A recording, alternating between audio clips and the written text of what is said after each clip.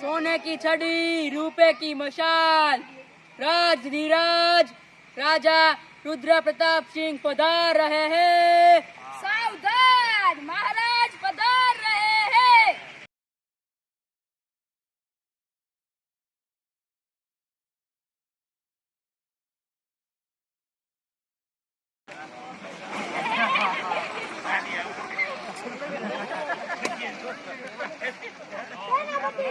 जी महाराज, આ તલવાર કેમ કટાઈ ગઈ?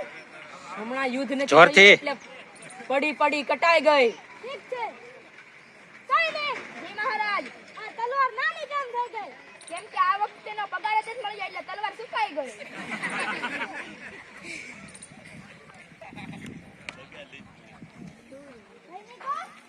જી મહારાજ, આ ભાલાને બદલે સાવણા કેમ આવી ગયા? અરે ભાલા ન મળ્યા તો હાવણા લઈને વીએ.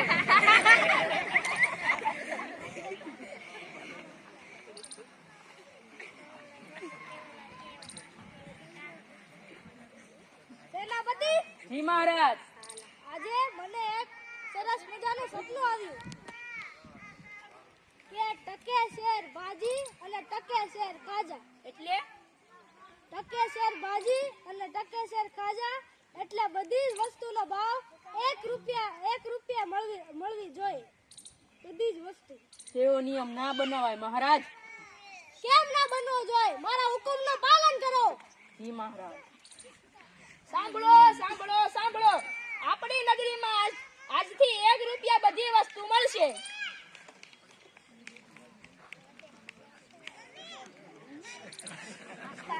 અલખ નિરંજન, અલખ નિરંજન, જોરથી અલખ નિરંજન, અલખ નિરંજન.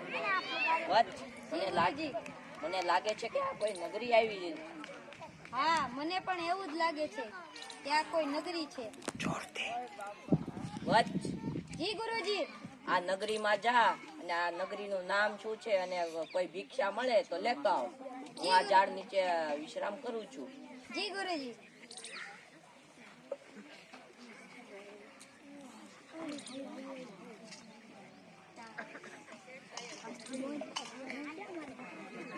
બોલ તો ખરો, જોરથી.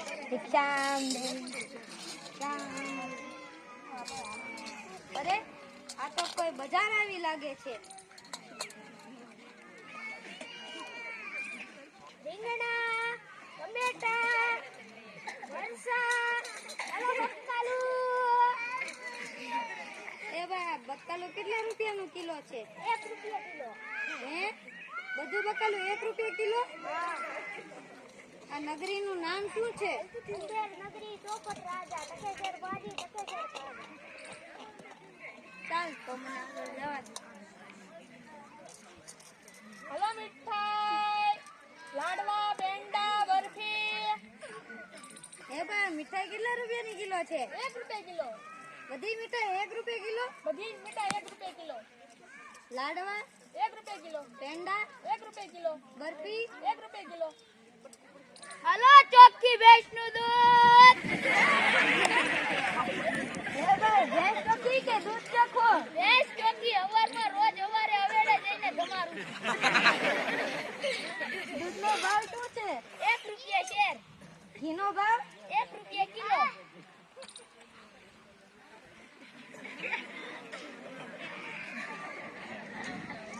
કિલો મીઠાઈ આપી જો. લાડવા, પેંડા અને બરફી.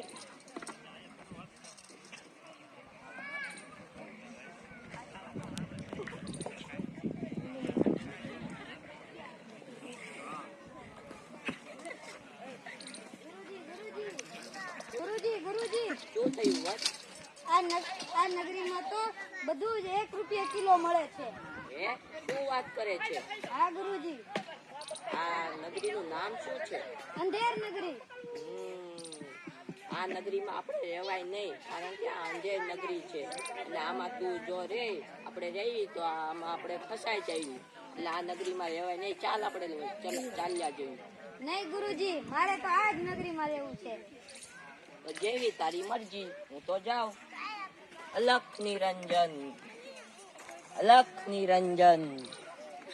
અલગ નિરંજન.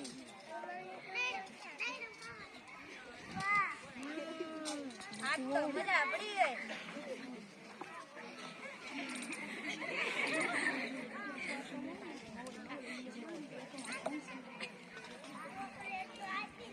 જોરથી. પેંડા.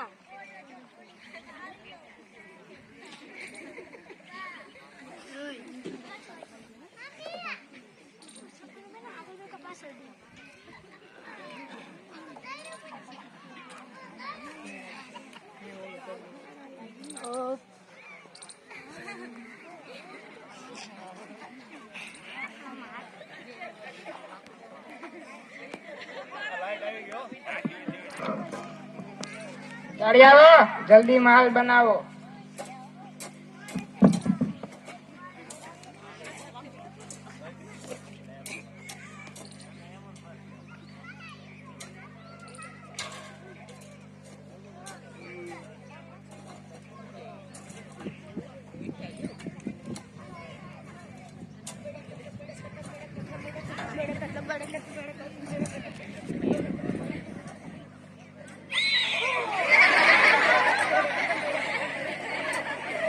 એમાં બોલો. અલા પાણી ક્યાં વધારે નાખી દીધું, હવે માલ નબળો જ બનશે.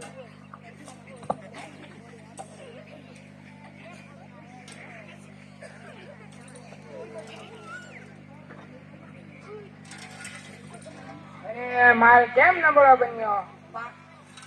પાણી વાળા વધારે જ પાણી નાખી નાખ્યું.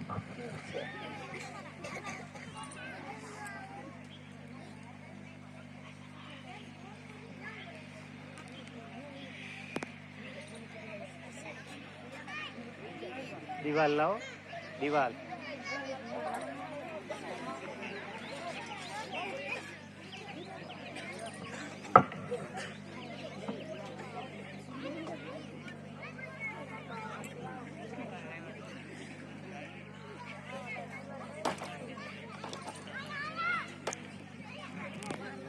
પ્લાસ્ટર.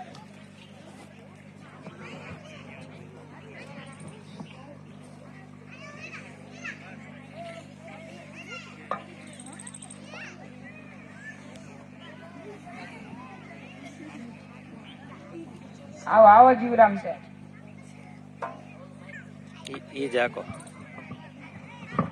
દિવાલ તો મજબૂત બનાવી છે ને? હા જીવરામ છે. પડે એમ તો નથી ને? જીવરામ છે. આ ફટલી કેમ બની છે?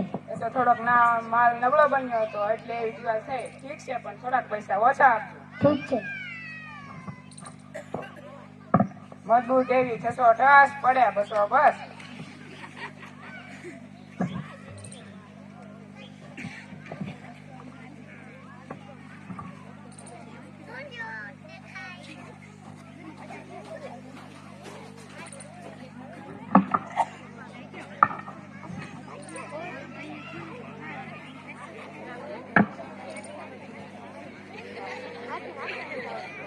એ ભાઈ ઉભા રહ્યો. આ શું લઈને જાવ છો? હાથી દેખાતું નથી તમને? હાથી છે.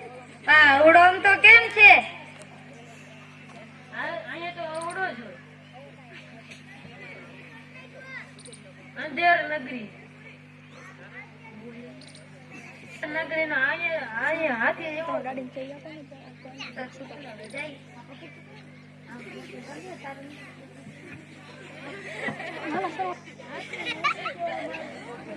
માઇક માં બોલ.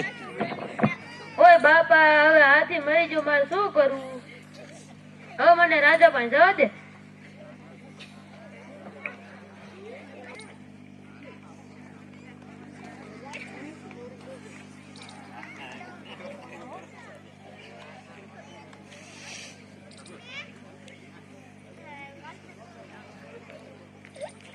એક બાજુ વહી જા. મહારાજ, ઓલે જીવરામભાઈ શેઠ છે ને, એની દિવાલ પડી, મારો હાથી કચરાઈ ગયો. સૈનિકો, જીવરામ જેટલે બોલાવીને લાવો. તેની દિવાલ પડી એટલે એક હાથીનું મૃત્યુ થયું.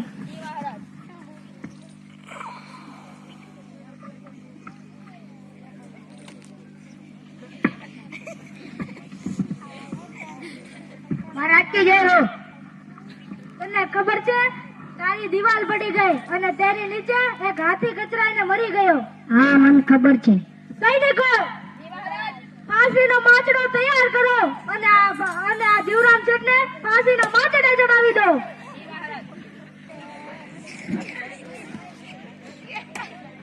મહારાજ, મહારાજ, આમાં મારો કઈ વાગ નથી. તે તો દિવાલ બનાવવાળા કડિયાનો વાગ છે. સેનાપતિ, જી મહારાજ. આ જીવરામ શેઠ તો નિર્દોષ છે. ઠીક કહ્યું મહારાજ. સૈનિકો, કડિયાને બોલાવીને લાવો.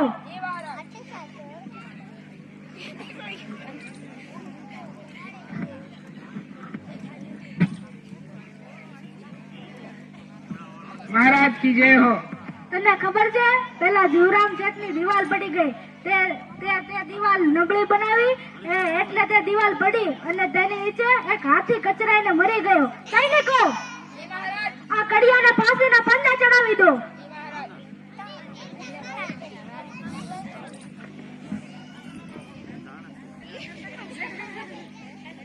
મહારાજ, મહારાજ, આમાં તો મારો કઈ વાક નથી. આ તો માલ બનાવવા વાળાનો વાક છે. માલ બનાવવા વાળાએ નબળો માલ બનાવ્યો છે.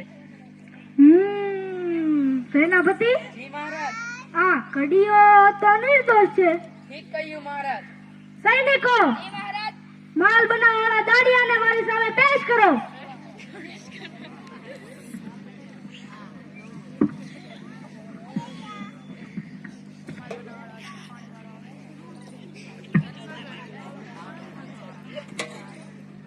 મહારાજ કી જય હો.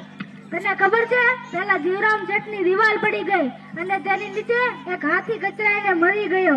તે દિવાલનો માલ તે નબળો બનાવ્યો એટલે પડી. સૈનિકો, આ દાડિયાને ફાંસીના પંદે ચડાવી દો.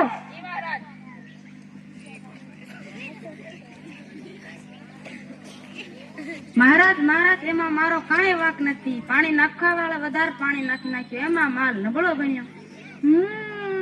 સેનાપતિ, જી મહારાજ. આ દાડિયો તો નિર્દોષ છે. ઠીક કહ્યું મહારાજ. સૈનિકો, પાણી નાખવાવાળાને બોલાવો અને મારી સામે પેશ કરો.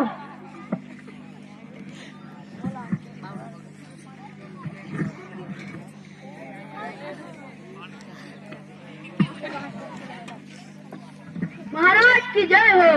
સેનાપતિ, જી મહારાજ. આ માણસ નમતો કેમ નથી? પુષ્પરાજ, મેં ઝુકેગા નહીં સાલા. સૈનિકો, આ માણસને ફાંસીના પંદે ચડાવી દો.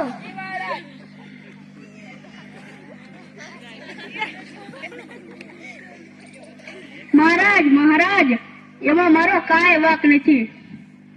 તે હું પાણી નાખતો હતો માલમાં, તેથી મારી પાસે ઘોડાવાળો નીકળ્યો, તેથી માલમાં પાણી વધારે નખાઈ ગયું. સેનાપતિ, જી મહારાજ. આ પાણી નાખવાવાળો તો નિર્દોષ છે. ઠીક કહ્યું મહારાજ. સૈનિકો, ઘોડાવાળાને બોલાવો.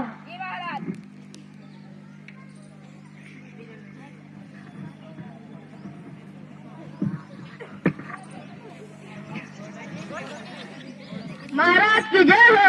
તને ખબર છે, પેલા જીવરામ શેઠની દિવાલ પડી ગઈ અને તેની નીચે એક હાથી કચરાઈને મરી ગયો. તે દિવાલનો જ્યારે માલ બનતો હતો ત્યારે તું ઘોડો લઈને નીકળ્યો અને પાણી નાખવા વાળો ડરી ગયો એટલે વધુ પાણી નખાઈ ગયું. સૈનિકો, આ ઘોડાવાળાને ફાંસીના પંદે ચડાવી દો.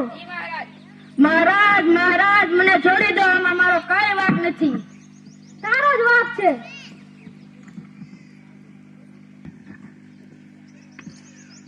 આ ફાંસીનો ફંદો તો નાનો પડે છે ને આદમી પાતળો છે.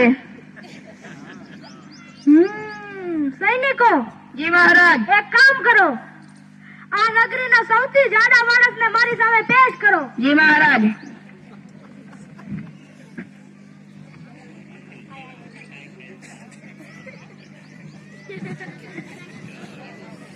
અરે, મને કેમ લઈ જાવ છો? મને છોડી દો. મારો શું વાક છે? તમને ફાંસીએ ચડાવવાના છે. કેમ? પણ મેં શું કર્યું છે? તમે આ નગરીના સૌથી જાડા માણસ છો. સૈનિકો, આને ફાંસીના પંદે ચડાવી દો.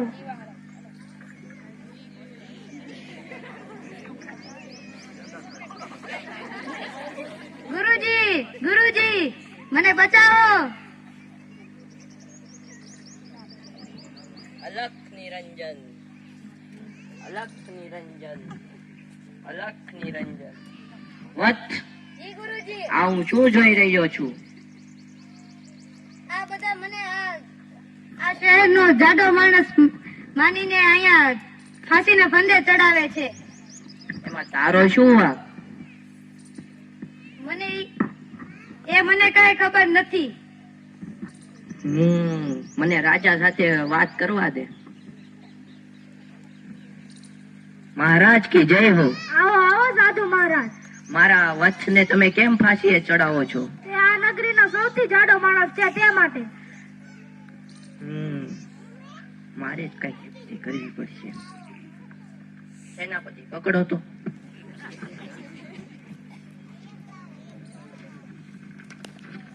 સાધુ મહારાજ આ શું જોઈ રહ્યા છો?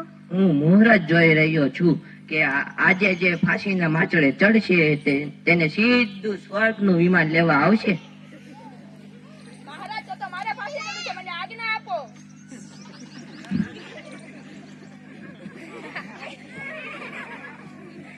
મહારાજ, આ સૈનિકની જગ્યાએ મારે ફાંસીએ ચડવું છે, મને આજ્ઞા આપો.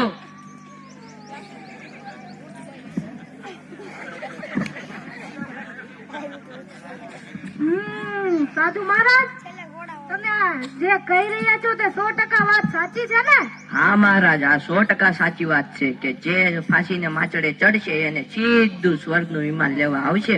આ વાત સાચી હોય તો આ મોકો મેકાય નહીં. સેનાપતિ, ફાંસીના ફંદાથી નીચે ઉતરો. આજે તો મારા જ ફાંસીએ ચડી જવું છે.